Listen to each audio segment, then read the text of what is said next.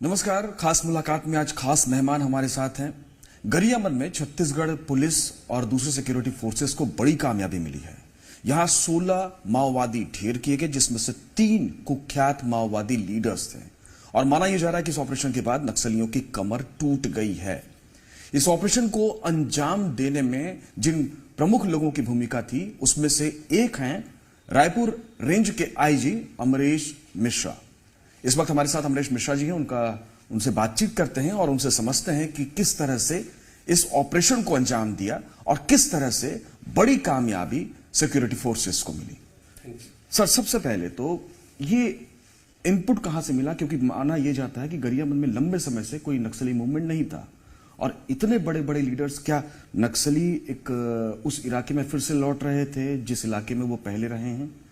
क्या इनपुट थे जिसके आधार पे आप लोगों ने कार्रवाई? इनपुट पक्की थी कि 18-19 को एक बहुत बड़ी मीटिंग हुई थी जिसमें सीसीएम और स्टेट कमेटी लेवल मेंबर के लोग, साथ ही साथ जितने और एरिया कमेटीज हैं उनके लोग स्ट्रेटेजी बनाने के लिए एक साथ इकट्ठा होंगे।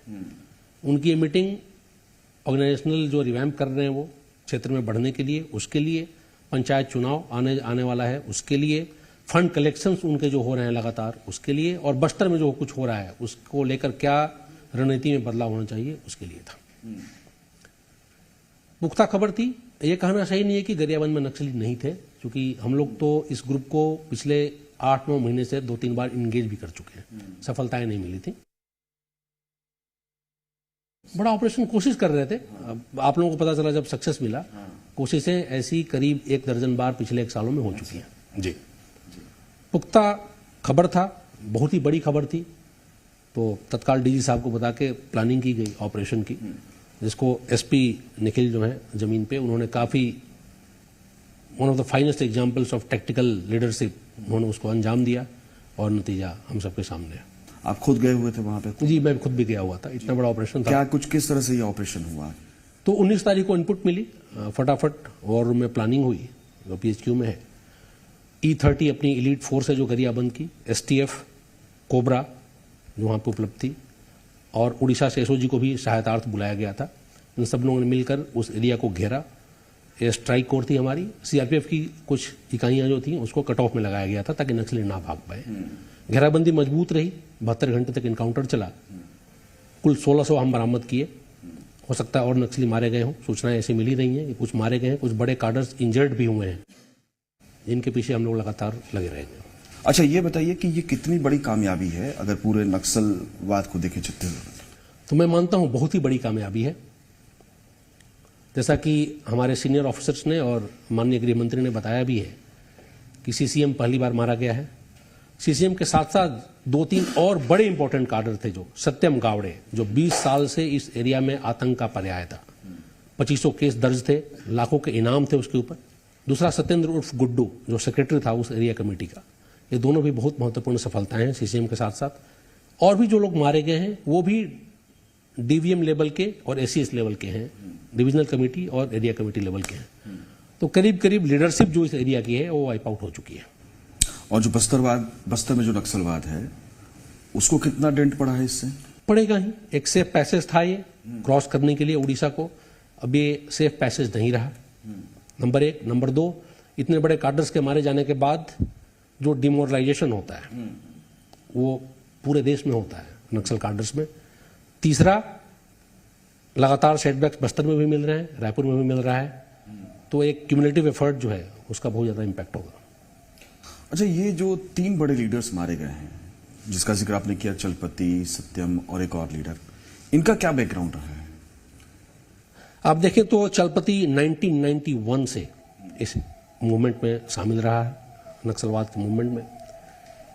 बहुत बड़ा लीडर था, थिंक टैंक माना जाता था, चाहे वो अर्बन नेटवर्क्स हो, चाहे वो ऑर्गेनाइजेशनल स्ट्रक्चर को बढ़ावा देना हो, कार्डर्स रिक्रूट करने हो, टेक्टिकल चेंजेस करने हो, स्ट्रेटेजिक चेंजेस करने हो, रणनीति बदलना हो, सब में माहिर था। सत्यम गावड़े की बात करें, मिलिट्री ब्रेन था उसके पास। जितने इनकाउंटर हुए थे करीब 20 बार तो वो भाग चुका है हमारे घेराबंदी से। अच्छा। जी, इतने मुकदमे दर्ज हैं। As a strong military leader cadres को अट्रैक्ट करता था, ट्रेनिंग देता था, आईईडी में एक्सपर्ट था। 2-3 जो हाल फिलहाल के क्षेत्र की घटना है सब में शामिल रहा है। जयराम उर्फ गुड्डू की बात करें, सेक्रेटरी था, सेकेंड इंपॉर्टेंट आदमी था चलपति के बाद ऑर्गेनाइजेशन को बढ़ाने के लिए, फंड कलेक्शन के लिए। तो तीनों बहुत ही इंपॉर्टेंट कार्डर थे। उसके नीचे की बात करें तो डिविजनल कमेटी मेंबर के जो लोग हैं, एरिया कमेटी मेंबर के जो लोग हैं, वो भी अपने क्षेत्र में लगातार काम कर रहे थे। हालांकि वायलेंस कम था, बट सपोर्टर्स को बढ़ाना, रिक्रूटमेंट करना और भी जो सारी चीजें होती हैं, वो इस क्षेत्र में लगातार उनका काम जारी था। अच्छा, ये जो उड़ीसा और गरियाबंद का जो इलाका है, इस इलाके में अभी भी माओवादी हैं, बचे हुए हैं? जी हाँ, बिल्कुल बचे हुए हैं। उनकी छोटी इकाइयां जो हैं, लीडर्स भले ही मैक्सिमम लोग इसमें मारे जा चुके हैं, उनकी जो छोटी इकाइयां हैं एरिया कमेटी लेवल पे, वो अभी फंक्शनल हैं। और अब इनकी जगह कौन फिर आएगा? कुछ ये तो धीरे धीरे उनमें कोई मूवमेंट होगा तो पता चलेगा हमको। हम लोग इंटेलिजेंस अपना लगा के बैठे हुए हैं। हाँ, 2-3 और जो एरिया कमेटीज हैं उसके कमांडर्स भी घायल हुए हैं, जिनको हम लोग परस्यू करते रहेंगे। अच्छा, ये बड़ा कॉम्प्लिकेटेड होता है पब्लिक के लिए, खासतौर से आम लोगों के लिए, कि इस स्ट्रक्चर को समझा जाए कि ये किस तरह से स्ट्रक्चर होता है। अगर कुछ आप समझा सके। जी, तो वैसे गरियाबंद धमतरी की मैं बात करूं, महासमुंद की बात करूं, तो ये उड़ीसा स्टेट कमेटी में आता है। एक मतलब जो सबसे जमीन पे जो स्ट्रक्चर है वो स्टेट कमेटी हो गया, स्पेशल जोनल कमेटी हो गया, जैसे बस्तर की स्पेशल जोनल कमेटी है। इसके ऊपर regional committee, central committee, polit bureau होते हैं, बट वो लीडरशिप इश्यूज हैं, पॉलिसी इश्यूज हैं। वो नीचे पे मान लें कि एक स्टेट इकाई होगी, उसके नीचे डिवीजन की इकाई होगी। जैसे इस इलाके में करीब 6-7 डिवीजन है। अब गरियाबंद धमतरी की बात करें तो वो धमतरी, गरियाबंद, नुआपाड़ा डिवीजन, तीनों जिलों को मिला के एक डिवीजन है। इसमें भी 6-7 एरिया कमिटीज हैं, जो एक कोहेरेंट एरिया, कुछ गांव का ग्रुप्स हो, उनको हमारे थाने और जिले से कोई मतलब नहीं है। तो करीब 5 एरिया कमिटीज हैं धमतरी और गरियाबंद को मिला दें तो उसमें 8-10 आदमी का ग्रुप, एक एरिया कमेटी सेक्रेटरी और बाकी 7-8 मेंबर्स होंगे, वैसे ऑपरेट करते हैं। उसके नीचे उनकी दलम बोले आप, एलओएस बोले, एलजीएस बोले, वो घूमती है। तो ये बेसिक स्ट्रक्चर है उनका। ये जो गरियाबंद में इतनी बड़ी संख्या में नक्सली ढेर हुए हैं, दूसरी इंपॉर्टेंट चीज ये है कि ऑपरेशन काफी लंबा चला। आमतौर पे जो ऑपरेशन चलता है 1 दिन का चलता है, उसमें कामयाबी मिलती है, फिर उसके बाद ये लंबा चलने की वजह क्या थी? 3 चीजें थी। एक तो एरिया बहुत टफ था। गरियाबंद की पहाड़ियां छत्तीसगढ़ की सबसे मुश्किल पहाड़ियों में से एक है। वेजिटेशन काफी डेंस था, लाइट नीचे तक नहीं आ पाती। तीसरा, पूरी पहाड़ी, काफी वेरिएशन है टोपोग्राफी वहां पे, अंडुलेटिंग टेरेन है, तो भागने के बहुत सारे रास्ते थे, छुपने के बहुत सारे रास्ते थे। इस जगह का उपयोग उनके द्वारा पहले भी किया जा चुका था। मोर्चे थे, आईडी सारे तरफ से लगे हुए थे, और हमारी घेराबंदी परफेक्ट थी। तो इसलिए हम लोग धीरे धीरे काफी सावधानी से 72 घंटे करीब इस ऑपरेशन को चलाए। नक्सलियों का भी पैटर्न चेंज हो रहा है, क्योंकि इंटेलिजेंस आप लोगों का ज्यादा स्ट्रांग हो रहा है। पैटर्न चेंज हो रहा है। आप देखेंगे तो धमतरी और गरियाबंद का जो अनुभव है, जहां पहले वो 2 दिन 1 दिन रुकते थे, वहां कुछ घंटे रुकते हैं। पहले जहां ग्रामीणों को अपने अड्डे तक बुला लेते थे, आजकल वो ऐसा नहीं होने देते। आजकल वो बाहर आके मिलते हैं, सप्लाई बाहर रिसीव करते हैं, कैंप में किसी को नहीं आने देते। ये जो ऑपरेशन हुआ है, इसका क्या इंपैक्ट देखते हैं आप? ह्यूज इंपैक्ट मैं बोलूंगा। उड़ीसा स्टेट कमेटी और उसके जो हिस्से हमारे राज्य में हैं, 3 जिले, महासमुंद, धमतरी, गरियाबंद, उसकी टॉप लीडरशिप वाइप आउट हो चुकी है। नीचे के इंपॉर्टेंट कमांडर्स में मारे जा चुके हैं, उनको पूरा नया सेटअप करना पड़ेगा। पब्लिक में एक अच्छा मैसेज गया है, काफी लोग सरेंडर करने की उम्मीद हम लोग कर रहे हैं, यहाँ भी और बस्तर में भी। लोगों में ट्रस्ट बढ़ेगा, ऐसे ट्रस्ट ऑलरेडी हाई है। डेवलपमेंटल एफर्ट्स हमारे काफी तेज हो सकते हैं। कुल मिला के जो सुनहरा छत्तीसगढ़ और सुनहरा रायपुर रेंज बस्तर के जो सपने हैं, उसको हम लोग जल्दी से हासिल कर पाएंगे। पब्लिक में जो आप कह रहे हैं कि ट्रस्ट और बढ़ेगा, विश्वास बढ़ेगा, जो नक्सलियों के प्रति नाराजगी है वो और बढ़ेगी। जो कभी कभी बहुत सारे लोग तो ऐसे थे जो डर के मारे सहयोग करते थे, शायद वो हिम्मत जुटा पाए कि भाई इधर मत आओ। अच्छा, 1-2 सवाल और नक्सलवाद को लेकर के। चूंकि गर्मी का मौसम आने वाला है और गर्मियों में ये देखा गया है, एक पैटर्न सा बना हुआ है कि नक्सलवाद ऑपरेशंस को अंजाम देते हैं, वो अटैक करते हैं। इसको लेकर के क्या स्ट्रैटेजी है? तो हमारी ऑफेंसिव एंड डिफेंसिव दोनों स्ट्रेटेजीज इन प्लेस है। कैंपों की सुरक्षा, कैंपों की ऑडिट, लगातार दौरे करना, सूचना एकत्रित करना, पेट्रोलिंग निकालना, वो सब चल ही रहा है। साथ ही साथ इंटेलिजेंस बेस्ड ऑपरेशन, सटीक ऑपरेशन, वो भी लगातार चलाए जा रहे हैं। मुझे लगता है कि ये पर्याप्त होगा। जो ऑपरेशन आप लोगों ने अंजाम दिया है उसमें हथियार काफी बड़ी संख्या में मिले, शव कम मिले। आपको लगता है कि नक्सलवाद को जो नुकसान पहुंचा और ज्यादा है, और शायद चूंकि ऑपरेशन लंबा चला, जैसा कि आप कह रहे हैं कि जो इलाका है वो काफी डेंस फॉरेस्ट वाला है, काफी मुश्किल इलाका है, इस वजह से नक्सली अपने लोगों के शव ले जाने में कामयाब हुए? कुछ शव लेके जा पाए होंगे नक्सली, कुछ लोग घायल होकर जिंदा भी भाग पाए हैं, बट मैं ये भी बोलना चाहूंगा कि मेजॉरिटी हम लोगों ने रिकवर कर लिया है बॉडीज को। हथियारों की संख्या करीब करीब वही है, 17 हथियार बरामद हुए हैं, 16 शव बरामद हुए हैं। एक एक्स्ट्रा हथियार BGL लॉन्चर था। मुझे लगता है कि पर्सन टू पर्सन वेपन्स की रिकवरी हो पाई है।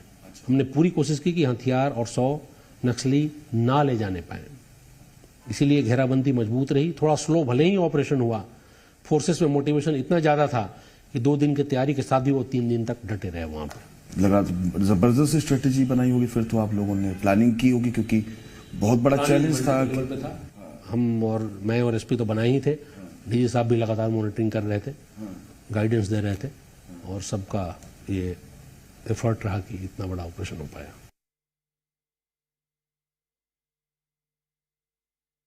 वो सेल्फी बहुत पुराना है, उसमें कहीं ना कहीं थोड़ा सा मिसरिप्रेजेंटेशन है, बट ठीक है, कोई मुद्दा नहीं है। सेल्फी बहुत पुराना उपलब्ध था। वो क्या चलपति की पहली फोटो थी जिससे पता चल पाया चलपति के बारे में? चलपति का फोटो और रिकॉर्ड्स बहुत पुराने उपलब्ध है। हाँ, वो कुछ दिनों पहले वो सेल्फी आउट हुआ था, आया था, उससे पहचान करने में आसानी हुई, बट वो ऑपरेशन का आधार बना ये कहना सही नहीं है। पहचान करने में जरूर आसानी हुई फोटो से। स्ट्रेटेजी रायपुर में बनाई आप लोगों ने? स्ट्रेटेजी बिल्कुल रायपुर और गरियाबंद में बनी। पूरा ऑपरेशन रायपुर में प्लान हुआ, टैक्टिकल लेवल पे बाकी फोर्सेस को SP ने अपने लेवल पे इन्वॉल्व करके रवाना किया। केवल ऑपरेशन प्लानिंग स्ट्रेटेजी इनपुट पूरा SP, IG, DG और ADG ऑप्स के साथ रहा। अभी चूंकि आप जैसा कि कह रहे हैं कि वहां पे और नक्सली मौजूद होंगे और एक बॉर्डर का इलाका है, तो ऑब्वियसली चीज है कि ये बॉर्डर से 10 किलोमीटर अंदर था। हाँ, मतलब बॉर्डर के आसपास आ जा सकते हैं। उस कंडीशन में उनकी मौजूदगी, उस पर भी नजर है, उस पर क्या आने वाले दिनों में और ऑपरेशन? बिल्कुल। इस मेजर ऑपरेशन के बाद भी 3-4 छोटे ऑपरेशंस लगातार चल रहे हैं उनके इनपुट के आधार पर, कि जहां वो गए होंगे या जहां भाग सकते हैं, वो तो सतत प्रक्रिया है। अच्छा, ये माना जाए कि इस घटना के बाद जिस तरह से बड़े लीडर्स नक्सलियों के मारे गए हैं, जिस तरह से उनके मिडिल लाइन खत्म हुई है, तो अब वहां पे नक्सलवाद खात्मे की ओर है? This will be a very reasonable and perfect guess. बिल्कुल सही कहा आपने। चलिए, अब कुछ और सवाल, चूंकि क्राइम भी बहुत सारा, एक बड़ी कामयाबी मिली है कि जो ठगी होती थी, ऑनलाइन ठगी, उसको बड़ा क्रैक किया है, और खासतौर से जिन अकाउंट्स में पैसे जाते थे उसको आप लोगों को कामयाबी मिली है कि उसको आप लोग क्या ये कामयाबी है? तो जी, तो साइबर ठगी के मामले लगातार बढ़ रहे हैं। वैरायटी आप देखें तो investment scams, sextortion, digital arrest और 50 तरह के OTP फ्रॉड वगैरह हो रहे हैं। एक काफी बड़ी चुनौती थी। तो I4C एक यूनिट है केंद्रीय स्तर पर, जो पूरे देश की डेटा इकट्ठा करती है। उन पर इतना डेटा है कि अगर आप उसको माइन करें और उस पर एक्शन लें तो साइबर ठगी पे बहुत हद तक लगाम लगाया जा सकता है। प्रॉब्लम यह है कि वो काफी डिफिकल्ट काम है, उतने चीजों को इकट्ठा करना, एनालिसिस करना, कोऑर्डिनेटेड रेड्स करना, वो हम लोगों ने किया है। पिछले 1 महीने से हम लोग जितने ऐसे म्यूल अकाउंट्स थे, मल्टीपल शिकायतें थी जिन अकाउंटों में, उनको एनालाइज किया। 1435 शिकायतें थी जो इस ग्रुप को हमने कल पकड़ा है। उन्होंने 6 FIR किए इकट्ठे करके उनको, और करीब 40-50 जगह रेड किए, 62 लोग को गिरफ्तार किए हैं। ये फर्स्ट लेयर के लोग हैं जिन्होंने अकाउंट्स फर्जी बनाए, फर्जी दस्तावेजों के आधार पर, या अकाउंट को रेंट आउट किए। एक आदमी ने 8-8, 10-10 अकाउंट बनाए। कुछ लोगों ने 20 लोगों को इकट्ठा करके उनका अकाउंट बना दिया। हम लोगों ने ध्यान रखा है कि ऐसा कोई व्यक्ति जो गलती से, अज्ञानता से एक अकाउंट खुलवा चुका हो या दुरुपयोग कर लिया हो किसी और ने उस अकाउंट का, वैसे लोगों को ना पकड़े। लॉ में दोनों ही स्कोप है, रिफॉर्मेशन, अवेयरनेस बढ़ाना, साथ ही साथ पेनलाइज करना। हमारा फोकस उस पर था, और हम लोग अपील भी जारी कर रहे हैं लगातार कि कोई भी व्यक्ति जिसके अकाउंट का दुरुपयोग हो रहा हो या ऐसी आशंका हो, उसको तत्काल को पुलिस को सूचित करे। एक वर्ड आपने यूज किया, मनी म्यूल, ये क्या होता है? मनी म्यूल ऐसा कोई भी अकाउंट जो इंटेंडेड पर्पस के लिए यूज नहीं हो रहा हो, कोई और यूज कर रहा हो, उसने खोल दिया, किसी और को दे दिया। ब्रॉडर सेंस में देखें तो अकाउंट खोल तो लिया लेकिन अपना धंधा नहीं कर रहा है, दूसरों के कहने पे उसमें से पैसे निकाल कर उनको ट्रांसफर कर रहा है, ऐसे भी ब्रॉडर कैटेगरी में बहुत सारे अकाउंट्स हैं, अकाउंट होल्डर तो वही है, ऑपरेट वही कर रहा है, लेकिन किसी दूसरे के इशारे पे कर रहा है, पैसा निकाल के उनको दे रहा है। तो करीब 62 लोग पकड़े गए हैं। इसके बाद हमारी कार्रवाई और आगे बढ़ रही है। बैंकों की संलिप्तता सामने आई है, कुछ बैंक के एम्प्लॉयज की सामने आई है संलिप्तता। उसके आगे बात करें तो डॉक्यूमेंट बनाने वाले लोगों की संलिप्तता सामने आई है। अगले कुछ दिन हम एनालिसिस करेंगे और फिर नेक्स्ट स्टेज में हम उन सबको भी पकड़ेंगे।